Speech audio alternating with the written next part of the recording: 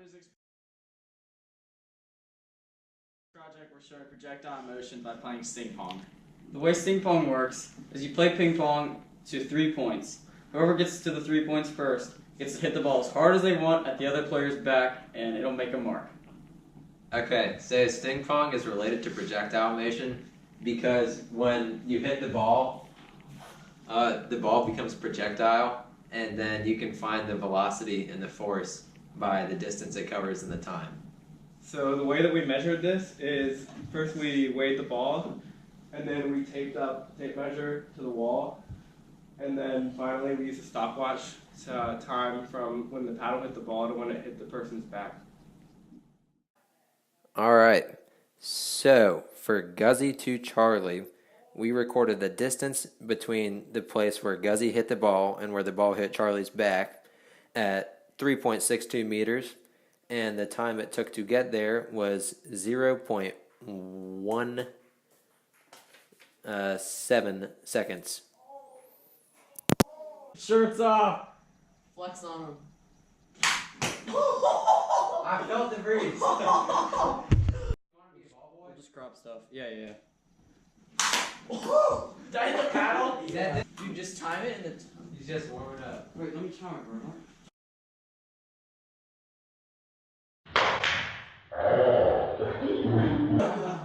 Alright.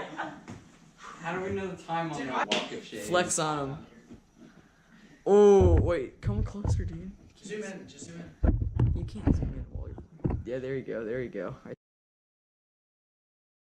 So for the math, we're going to find the force that the ball hit Charlie using this formula to first find the acceleration, and then using force equals mass times acceleration to find the force that it hit him. So our values initially, so the distance was 3.632 meters.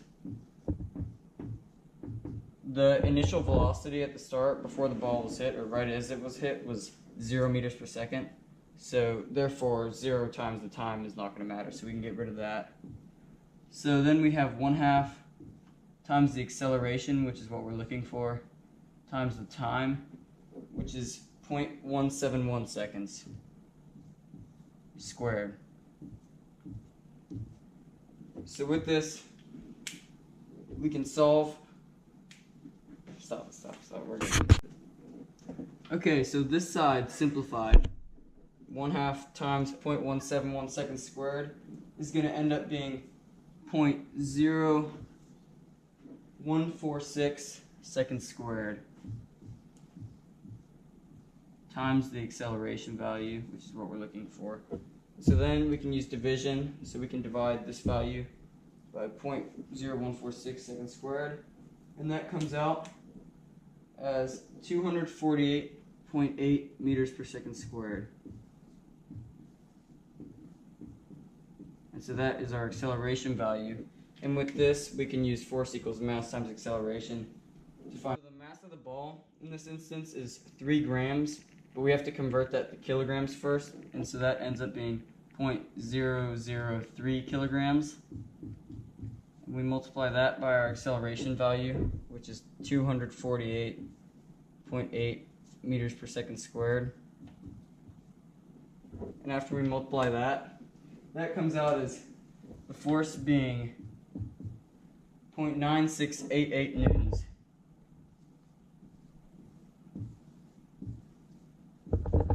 So the ball.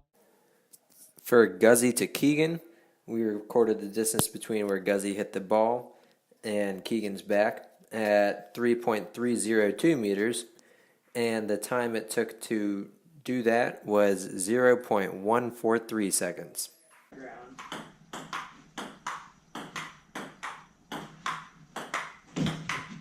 Let's go. Dude, Keegan versus Charlie is sizing up to be a great match.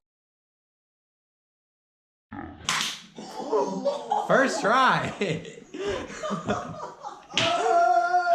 Show the camera. Show the camera. Come on, Keegan. Come on. You hate to see it. Oh! Dang, just notice how much wider truck was. What? Oh. How actually wide is mine? Dude, I'm sorry. All right. Using the same math as the first time, we were able to find the amount of force for all the other examples.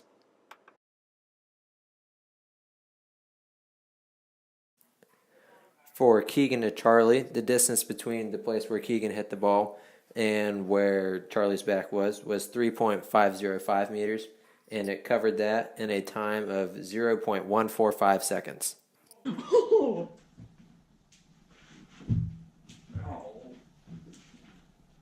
I have another ball right here.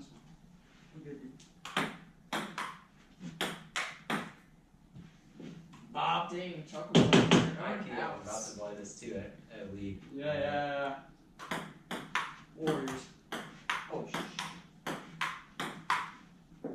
come on, baby. Game point. Guys, are we going to 4 now? No, go to 3. Go to 3. Go for a big serve. All right. You. Oh! Alright,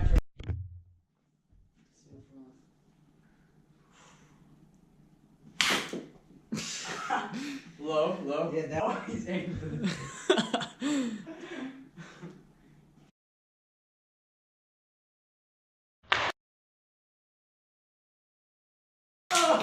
Okay, that was definitely worse than Guz's. so tan. Yep. It's right there. Oh yeah, we got more. Yeah. So tan.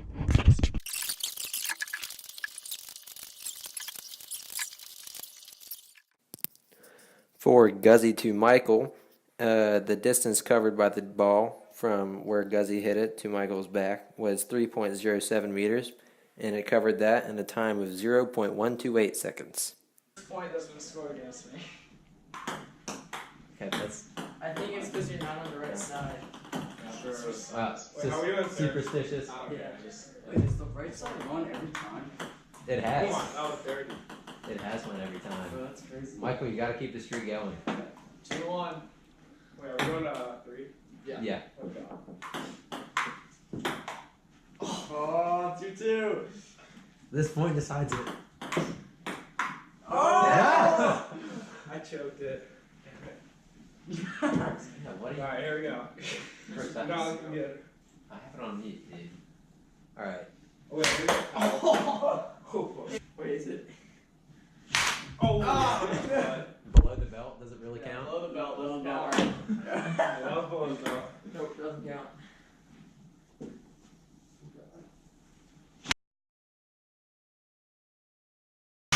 Oh, There it is. There it is. All right. Alright, show the camera. Show the camera, Michael. Show the camera.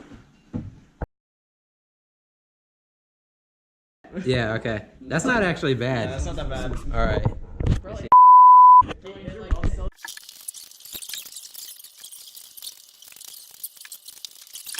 During our physics project, we related sting pong to projectile motion. In sting pong, it is common to measure the size of the welt. we thought that the bigger the welt, the more force the projectile would have. This turned out to be correct, as the largest well had the most force. Thank you. Go physics. Go One me. Yes.